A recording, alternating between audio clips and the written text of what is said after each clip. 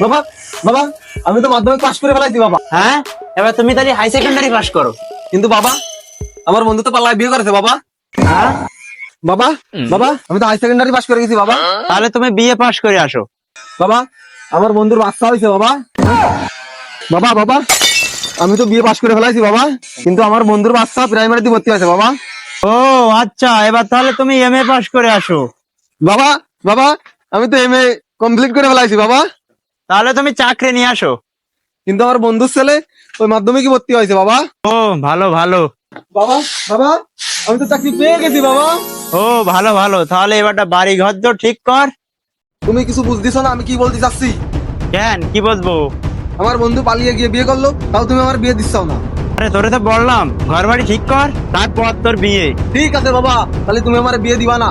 আমার বন্ধুর বাচ্চা পালিয়ে বিয়ে করলো, তাও তুমি আমার বিয়ে দিবা না। ঠিক আছে, তাহলে আমি তোমার নামে কেস করতে যাচ্ছি। এই গেলাম, তুমি আমার বিয়ে দিবা না।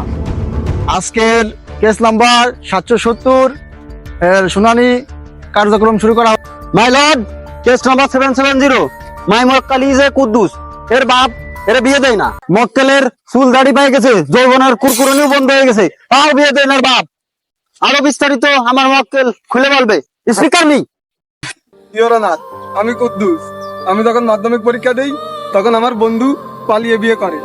তখন আমি আমার আব্বার এসে বলি, আমার আব্বা বলে হাই সেকেন্ডারি পাস করতে। আমি যখন হাই সেকেন্ডারি পাস করি তখন আমার আব্বা কয় এমএ পাস করতে।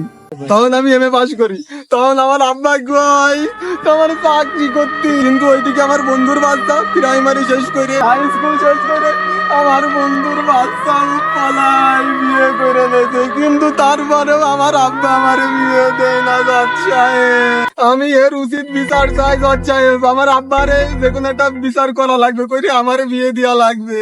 ইওর অনার, আমার মক্কেলের প্রাপ্ত বয়স হওয়ার পরেও আমার এই মক্কেলের বিয়ে দেয়নি।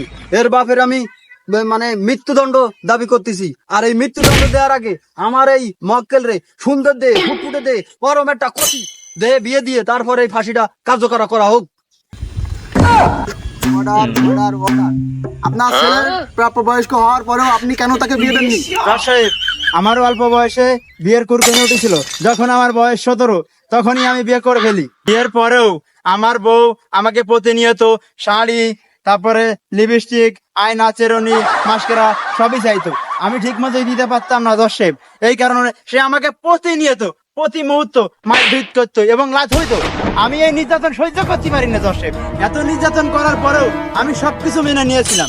তারপরে আমার মাগি, আমার থি, আমার ছোট্ট একটা বাচ্চাকে দিয়ে সে চলে গেছে। এই কারণে তখন থেকে আমি নিয়ত করি আমার ছেলে বড় হবে, শিক্ষা গ্রহণ করবে, প্রতিষ্ঠিত হবে, তারপরে আমি আমার ছেলেকে বিয়ে দেওয়ার সিদ্ধান্ত নেব।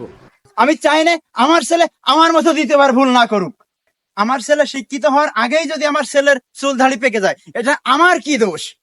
সবকিছু শোনার পর আদালত এই সিদ্ধান্তে উপনীত হচ্ছে, বাদীর প্রাপ্য বয়স হওয়ার পরেও তাকে বিয়ে না দেওয়ার দণ্ডনীয় অপরাধ হয়েছে। তারপরেও মানুষের বিয়ে করার জন্য লাইফে স্বাবলম্বী হওয়া দরকার, তবে এই না তার যৌবনের রস ফুরিয়ে যাবে। তাই আদালত এই মর্মে 1202 ধারা মোতাবেক ফাঁসির রায় ঘোষণা করা হলো। ফাঁসির আগে তার ছেলেকে সুন্দরী রমণী দেখে বিয়ে দিয়ে যৌবনের কুরকুরি মেটানোর ব্যবস্থা করা হোক, তারপর তাকে ফাঁসি দেওয়া হোক।